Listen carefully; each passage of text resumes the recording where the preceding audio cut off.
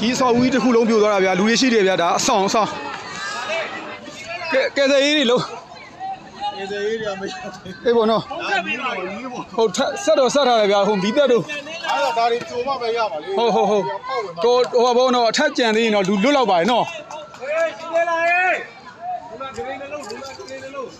လက်ပေါ်မှာလည်းဘယ်ကြပါလဲဒီအောက်မှာလူတွေရှိတယ်ဒ